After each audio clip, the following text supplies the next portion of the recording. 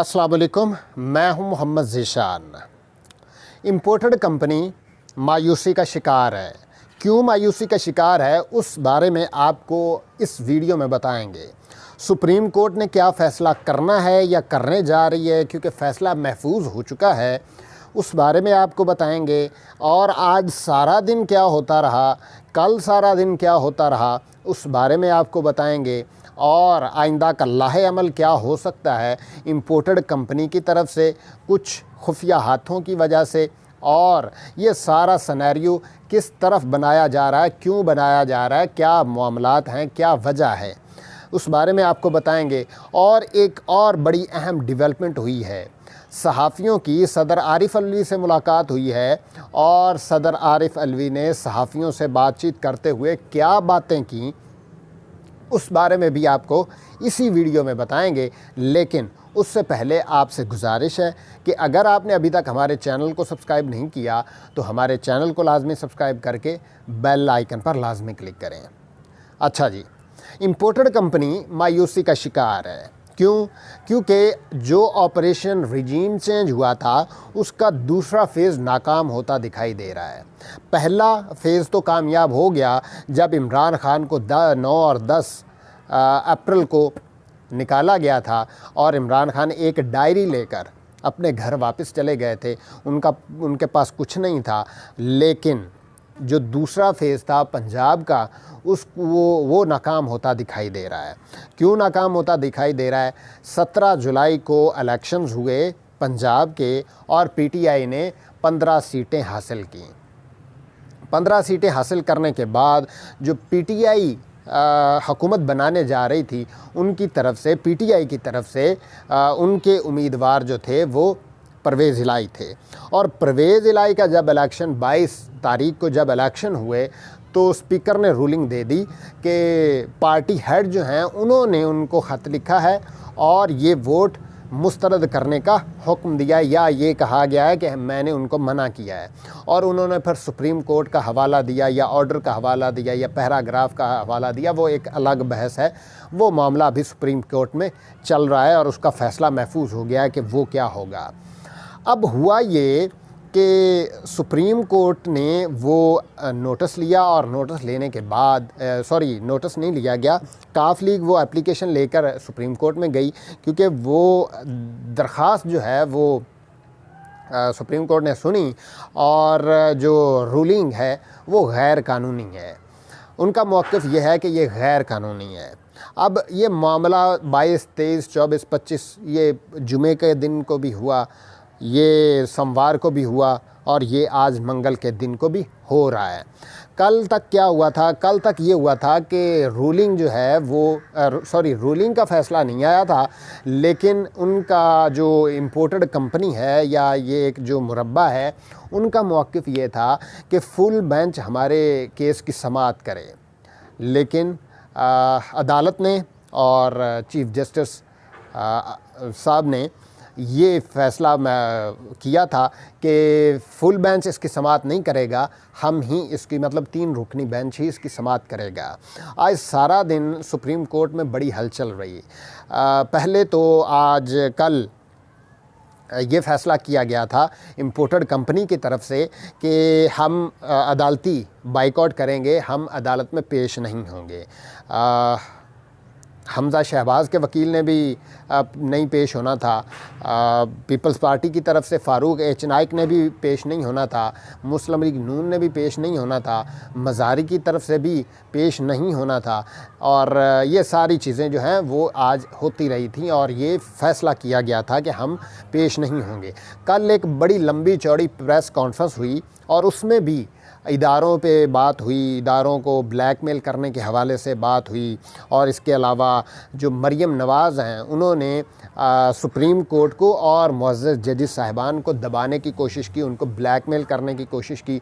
लेकिन मैं दाद देता हूँ उनको, वो इस ट्रैप में नहीं आए। अब मामला क्या है? अब फ़ैसला महफूज हो गया है। कुछ देर बाद, या ये जब मैं वीडियो बना रहा हूँ अभी तक फ़ैसला महफूज है। अगर जब आप ये वीडियो देखेंगे तो हो सकता है कि ये फ़ैसला सुना दिया गया हो और उस पे हम बाद में अगली वीडियो में बात करेंगे।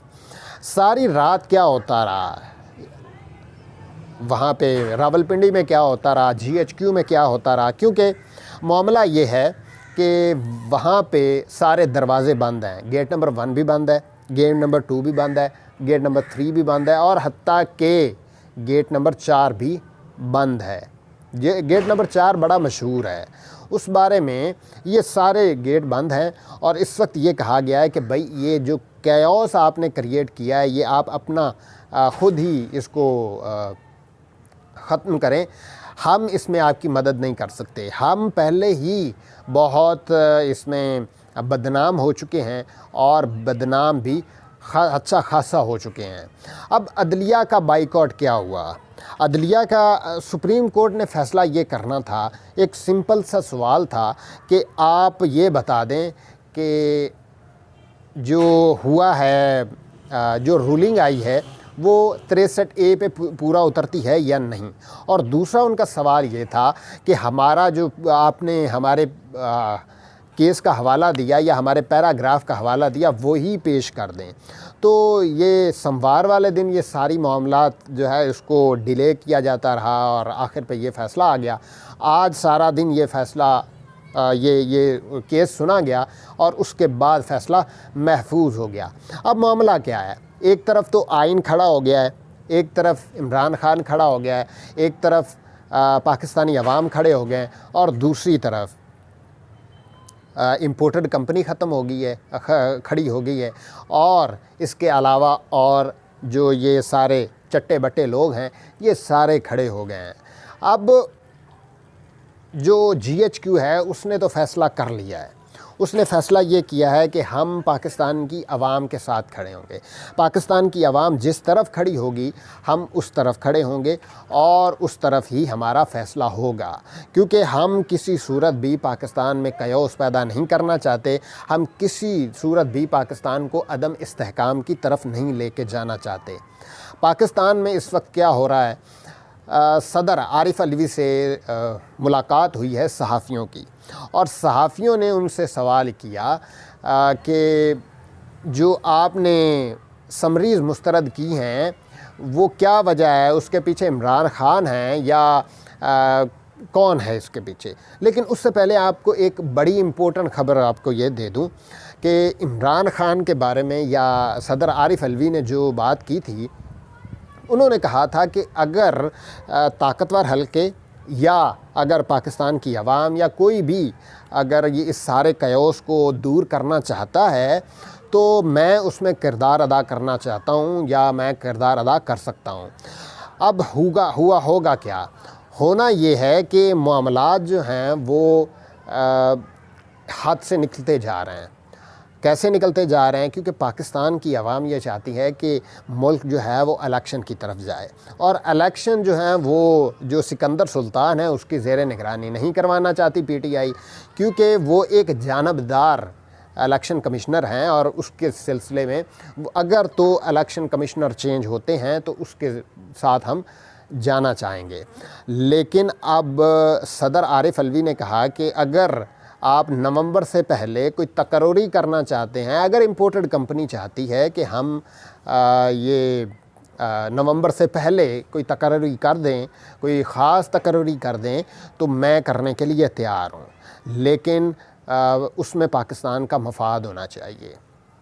سپریم کورٹ میں جو سائفر کی بات ہوئی تھی، وہ جو سازش والا جو خط آیا تھا، سائفر آیا تھا، اس میں انہوں نے ایک بڑی امپورٹنٹ بات کی. انہوں نے کہا کہ اس بارے میں ابھی سپریم کورٹ نے نہیں کہا کہ وہ سازش ہوئی تھی یا مداخلت ہوئی تھی. اس کے بارے میں سپریم کورٹ کا ابھی کوئی وضاحت نہیں آئی ہے.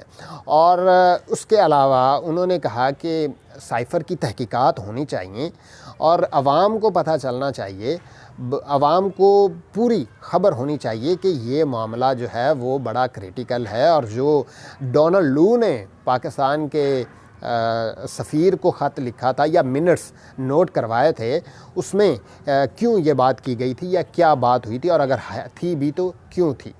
دوسری بات یہ کہ انہوں نے ایک سوال کیا تھا صحافی نے کہ آپ نے سمریاں مسترد کر دیں. انہوں نے کہا کہ میرے پاس ٹوٹل 74 سمریاں آئی تھیں، جس میں سے میں نے 69 جو سمریاں ہیں وہ ود ان 1 آور یا ود ان 1 ڈے میں نے وہ ایکسیپٹ کر کے واپس بھیج دی تھیں. ایک کو میں نے ڈیلے کیا تھا جس کا مجھے قانون اجازت دیتا ہے، اور 4 مسترد اس وجہ سے کی تھیں کیونکہ وہ میں مشرف صاحب کے دور سے بھی ان پہ کام کر رہا تھا. وہ 4 سمریاں کون سی تھیں؟ وہ EVM کی تھی، وہ الیکٹرانک ووٹنگ مشین کی تھی، وہ پاکستان جو اوورسیز پاکستانی ہیں ان کے ووٹنگ کی تھی. تو انہوں نے کہا تھا کہ 4 سمریاں جو ہیں وہ میں نے مسترد اس وجہ سے کی تھی کیونکہ میں مشرف کے دور سے بھی وہ کام کر رہا تھا، میں نواز شریف کے دور سے بھی اس پہ کام کر رہا تھا، میں زرداری صاحب کے دور میں بھی اس پہ کام کر رہا تھا، تو میں وہ مسترد کر سکتا ہوں. اور میں دوسری بات یہ انہوں نے کی تھی کہ اعتماد کا ووٹ لینے کے لیے میں شہباز شریف کو کبھی نہیں کہوں گا کیونکہ میرے شہباز شریف کے ساتھ بڑے اچھے تعلقات ہیں، اس حکومت کے ساتھ بڑے اچھے تعلقات ہیں، تو اس وجہ سے میں کبھی بھی ان کو نہیں کہوں گا. لیکن میں بھی یہ چاہتا ہوں کہ پاکستان کا جو آئین ہے وہ جس کی اجازت مجھے دے میں وہ کام کروں.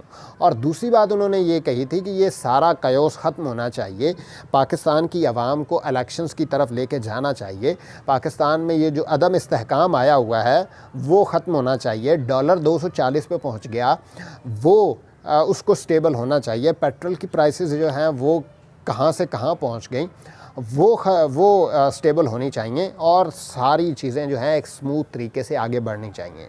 اب میرا سوال یہ ہے کہ وہ کون تھا جس نے یہ آپریشن کیا؟ وہ کون تھا جس نے یہ شہد دی کہ آپ یہ آپریشن کریں اور اس کے نتیجے میں آپ کے کیسز بھی ختم ہوں گے، نواز شریف بھی واپس آئیں گے، اور جو 1100 ارب روپے انہوں نے اپنے ختم کر لیے، یہ تو پہلے سے پلاننگ تھی نا کہ آپ آپریشن کریں، آپ لو خریدیں یا سندھ ہاؤس میں منتقل کریں تو آپ کو یہ ساری چیزیں. اس میں فائدہ کس کو ہوا؟ سب سے زیادہ فائدہ جو ہے وہ کمپنی کو ہوا، اور صرف بدنامی جو ہے وہ GHQ کے حصے میں آئی، اور GHQ جو ہے وہ اس وقت بڑا پریشان ہے. وہ بھی چاہتا ہے کہ یہ سارے معاملات جو ہیں وہ سیٹل ہوں، پاکستان کی عوام جو فیصلہ کرنا چاہے وہ فیصلہ ہونا چاہیے. اور میں آپ کو ایک بات بتا دوں، میں کیوں عمران خان کو سپورٹ کرتا ہوں، کیونکہ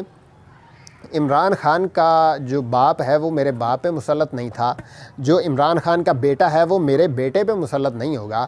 تو یہ سب سے بڑا بنیادی فرق ہے جو میں بذات خود اس میں عمران خان کے ساتھ کھڑا ہوں. اب دیکھنا یہ ہے کہ یہ سارا کیوس آج ختم ہوتا ہے، کل ختم ہوتا ہے، یا یہ کوئی آگے ٹائم لے کے جاتا ہے. تو دیکھتے ہیں. پاکستان کے لیے دعا ہی ہو سکتی ہے، اور پاکستان کا ہم بات پاکستان کے بہتر مستقبل کے لیے کر سکتے ہیں. پاکستان زندہ باد.